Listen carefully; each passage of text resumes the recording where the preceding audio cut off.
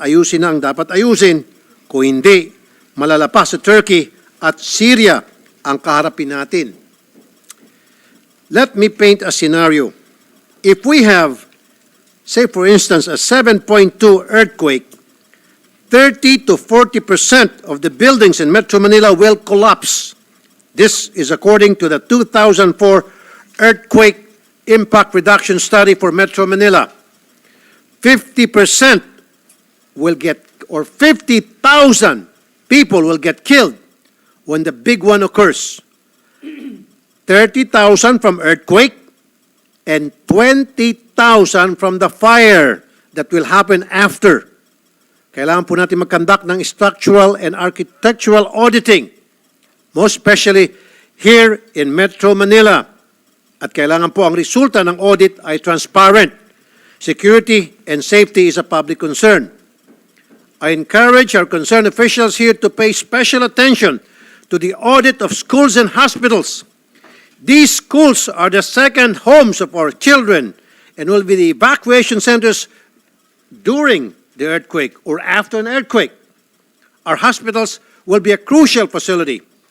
We will be completely helpless if our hospitals collapse to the ground. Ang luluma na po ng ilang mga ospital natin. Ang PGH, 1907 pa po tinayo. Ang Quirino Memorial, 1953. Ang Philippine Heart Center, 1975. Jose Reyes, 1945. At ang Dr. Jose Abella, 1920. Have these hospitals been maintained throughout the years? How about the new hospitals, building, and other infrastructures? Are they awarded to well-meaning and trusted contractors?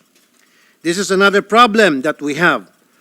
Projects that have been awarded just because may kilala si contractor at minsan pinapasab contract pa talaga ang budget para sa proyekto paliit ng paliit. Napupunta kay ED 1, ED 2 at ED 3. Kay Juan, nagagamit ng building, barya na lang. Kaya delikado po ang ilang mga infrastructures na naitatayo. Meron tayong mga tulay na bumabagsak kahit walang lindol. Paano pa kaya kung magkaroon ng 7.2 magnitude na lindol? And we must also look at homes and structures along our coast. Alongside Manila Bay, there are 10,000 who could be affected by liquefaction should a 7.2 earthquake happens. This happens when loosely packed waterlogged sediments at or near the ground surface lose their strength due to strong ground shaking. Ang dami po nating mga kababayan na nakatira along the coast. And what about developments on reclaimed lands? Are there sufficient studies on this to ensure that they will stand a strong earthquake? And as chairman of the Committee on Energy, I'm particularly concerned of our electric lines and wiring in our buildings and homes. Halos kalahati pong namamatay kapag may malakas na lindol ay dahil sa sunog due to faulty electric wirings. Also, we must make sure that our electric lines and other basic utilities such as water pipelines and telecommunication lines are installed properly. Kasi nga po, kung mangyari ang big one, paano tayo magsasagawa ng recovery and rescue efforts kung walang kuryente, walang tubig, at walang means of communications? And finally, our long-term and more permanent action regarding these problems is to pass the National Land Use Act. Ano po ba ang iniintay natin? We are along the ring of fire, and the West Valley Fault system slices to the length of Metro Manila. The West Valley Fault is known to move every 200 to 400 years, and it last moved in 1658.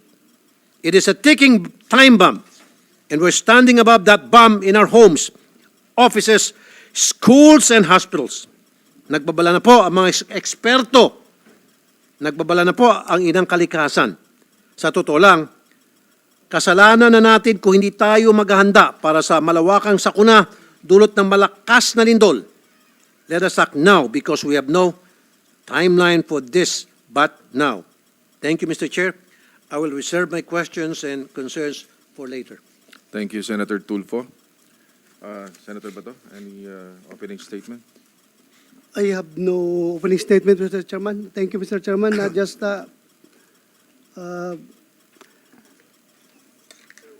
Later, I will ask questions, but my questions will be walang what, who, where, when, or why.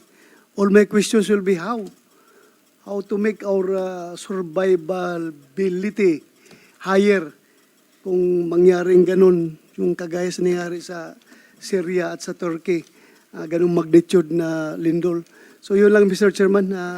I hope that our resource persons can give us some advice, inputs, paano natin pagandahin yung ating survivability pagdating sa ganung lindol. Bongo, is he online? Wala pa. Senator Padilla? Anyway, okay, may I ask our committee secretary to acknowledge the resource persons present today?